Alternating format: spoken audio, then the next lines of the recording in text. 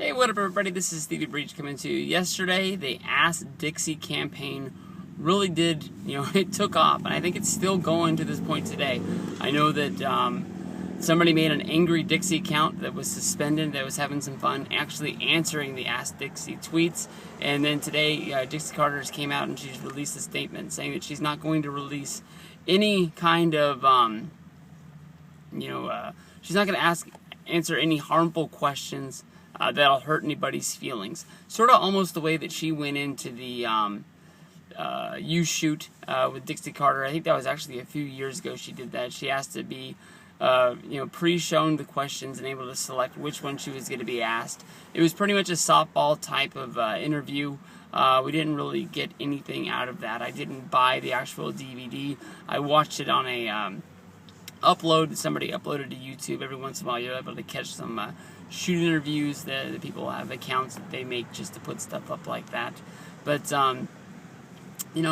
if I actually had a chance to sit down and actually talk to Dixie Carter, people think that Dixie Carter is just sort of using her parents' money and just using it frivolously and just blowing it out of the water. I honestly, when I think about Dixie Carter, I don't think that's the way I think about her. It doesn't really make sense that people are saying she's using her parents' money to make her own name and try to make herself famous. If she was really going to do that, I don't really see her doing it in the wrestling business. It doesn't really seem that somebody would jump into the wrestling business just to make a name for herself and try to get famous. It's not the way a lot of people get famous. Even the most famous wrestler in the world is looked at as not that famous on a national scheme. I think that she would have took her publicist degree and she would have went out and she would have done something else. The first thing I would do is I would sit down with Dixie Carter and I would ask her, have you gotten everything that you can get out of Hulk Hogan? I know that Hulk Hogan and Eric Bischoff are sort of like a package deal, and more than likely, in wrestling, everybody talks about an ironclad contract where the money is guaranteed, and no matter what they do, if they get fired, they're getting that money. You got to find out if those contracts really are ironclad and what it would really cost for them to get rid of them. I'm not 100% sure that I would get rid of Eric Bischoff, but honestly, I think on screen we have honestly gotten almost everything we can get out of Hulk Hogan. If you want to keep him until Bound for Glory and do a match between him and Bully Ray, that would be the ultimate send-off for Hulk Hogan and TNA. I think that they've been trying this since 2010. It's been 3 years. When he first got there, we were told that he was going to be used sporadically here and there. In every major angle that TNA has run, Hulk Hogan has been the main focus of it. I think that in 3 years, people have gotten sick of Hogan having his nose in everything. I know that he is the biggest star that you've ever had in your company. But if you keep using him as the main character in every angle, there's no way for your company to grow because you're not growing other characters. Yes, I think Bully Ray has come, full circle and is completely a different guy and looked at a different way than he was 3 years ago. First, he really got into shape. He switched from being Bubba Ray to Bully Ray and grew. And then the moment that he, switched over and, joined the Aces and Eights while being married to Brooke Hogan and, just flipping the bird royally to Hulk Hogan, I think that his character took off, and he's not even the same guy that he really was 3 years ago. But on the grand scheme of things, you sort of made him into this big star that, is the forefront of your company that I think a lot of people, even though they hated Aces and Eights, were watching TNA Impact Wrestling in order to, see what this guy was doing and where they were going next. No matter how much they hated Aces and Eights, they were still tuning in because Impact still gets numbers. Not the numbers that, Monday Night Raw gets, but still respectable numbers for Spike TV. Why they had him lose to Chris Sabin, I have no idea. But, what are they really going to do to, keep their payroll low while they're still able to have, mainstream wrestlers, come through there? Has Sting done everything that he could do in TNA? Is Sting a contract that you could cut from TNA and no one's really going to notice? Is it time for Sting to go do that WWE run and then finally hang his his career up. I think with them putting Sting in the Hall of Fame, I think with them, telling Sting and having him lose a match in an angle where he can never get another shot at the heavyweight championship, I think that is a perfect way to put Sting out to the pasture as well.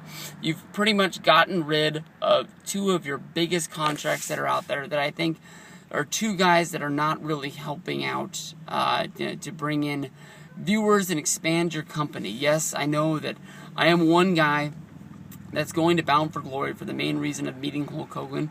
I know that when they do these baseball events, people pay, I'm not sure, $200 or so for the VIP treatment in order to meet Sting. Sting is one of the guys that you put out there. But I think that enough people have met Sting and met Hogan to say that, they're not really worth keeping around to bring that money in for these, these house shows, these autograph sessions and things like that. It's time that you start pushing guys like Kurt Angle as being, the, I guess you can say the ambassador of TNA. AJ Styles should be going to Bound for Glory to win that title and become that guy that is on everybody's list. As somebody that I have to meet, somebody that, is a true legend of the sport. I think AJ is a real big all-star. I think he's one of the biggest stars that TNA has ever made. I mean, if I was making a Mount Rushmore of TNA superstars, there's no doubt in my mind he'd be one of the first guys named to be putting on there. I think if you made a mount of those guys, it'd have to be Angle, AJ, Sting. I don't want to put Hogan on there, but I think you have to, just the way they've treated him the last 3 years, as being those three, as being the four main guys of TNA. I think that they would have to be like that. But I think that you had to treat AJ like he's that guy. I don't even think AJ's won the championship since they've changed the belt over to being the TNA Heavyweight Championship. I think he's won his last reign. I think he was still the NWA or just the TNA NWA title. I'm not 100% sure, but how are you going to, cement these guys' legacies in order to be the guys that your company is based around? Find out what were the real reasons and who was the driving force of them leaving the Impact Zone. Yes, the Impact Zone was the huge joke. They went out on the road. They got a few nice crowds in Chicago. Atlanta was probably even a good crowd. But, I mean, the numbers that I've heard is it costs $60,000 for them to book these these arenas for these two shows. And they're not even really big shows. They don't want huge arenas that are like NBA size. They need smaller, maybe even college-sized gyms to hold these shows so they don't look like they're, not selling anything out. They don't want to be having everybody move over to camera side, leaving half of the arena empty so it can look nice on television.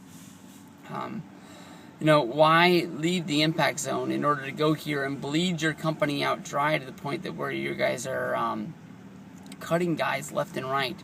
Yes, gut check was a good idea because I think that you need to go out there and find the stars of tomorrow before WWE signs these guys up to developmental deals.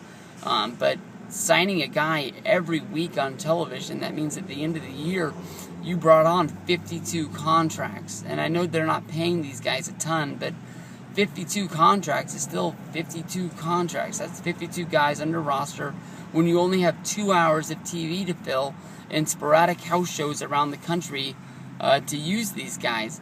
I think that TNA has for a long time brought in the WWE reject guys and signed them to larger deals in order to hopefully bring in ratings of guys that are there. But at the end of the day, I think people are going to watch TNA regardless of who's on it. There's no other wrestling on Thursdays. Superstars on WGN got canceled. They're the only show in town. If you want to watch wrestling, you're going to watch that wrestling. And more than likely, if you have one feud, maybe two feuds that people care about, they're going to watch the whole show. There are people out there that will DVR the show to watch it later and fast forward through everything, not caring about it. But I think that number is so small that you just don't really, have to care about. I don't think that Dixie Carter got into a company in order to say, I'm going to run it for a few years, and then when it dies, I'm going to move on to something else. You have to believe that her goal is, growing the company to where it's going to be around forever and ever. you can't stay constant with being a number 2. They were so close in 2005, 2006 to making that step to being an honest contender.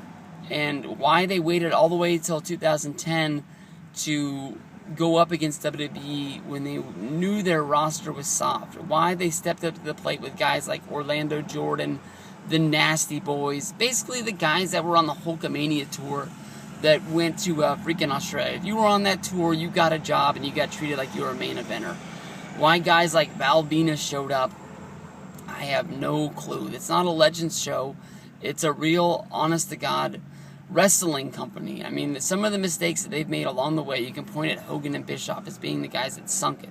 I know the people said that, the moment they got rid of Russo, things would be flying straight, and they put Bruce Pritchard in charge, and that lasted about a year, and they've cut him back. He didn't really get fired, I guess you could say. They asked him to take a pay cut. He didn't take it, so he was excused. Why? I don't know. I honestly, when I think about it, Hogan and Bischoff's deals have to be pretty rock solid, or nobody would, care to, that they would be the first guys to go with how much money they make. I know that Bischoff and Harvey are the guys that are the executive producers of the show, but you could find anybody, honestly, to do that job. You could promote up, I forgot his name.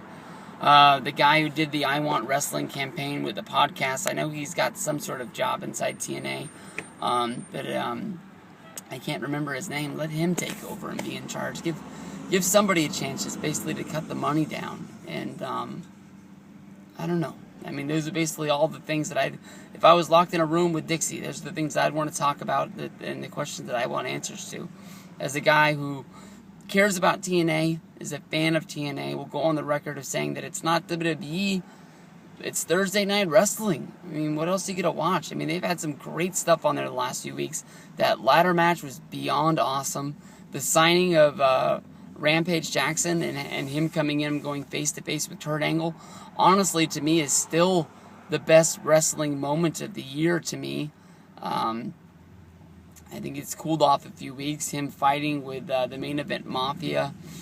The only thing I can do with the Main Event Mafia, I think, is you have to turn Angle on Rampage. Keep Rampage as the babyface, turn Kurt Angle heel, and have them go for it at Bound for Glory. That's the biggest match that you guys can do, and that's the biggest thing you're going to be able to get out of Rampage. I don't see Rampage having a long-lasting effect in there.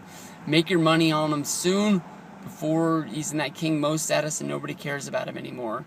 I know King Mo says that he's doing wrestling training, but for him to even show up on TNA Wrestling right now, I don't even want to see him fight Rampage. I mean, that's somebody that's really going to have to start at the bottom and earn respect, working opening matches, and I don't think that's a place that he wants to be, and you don't want that attitude. So, stop making mistakes, start moving forward. You've been in this job long enough that you should know what you're doing, and stop relying on bad people that are just out there, taking your money and not giving you what they're worth.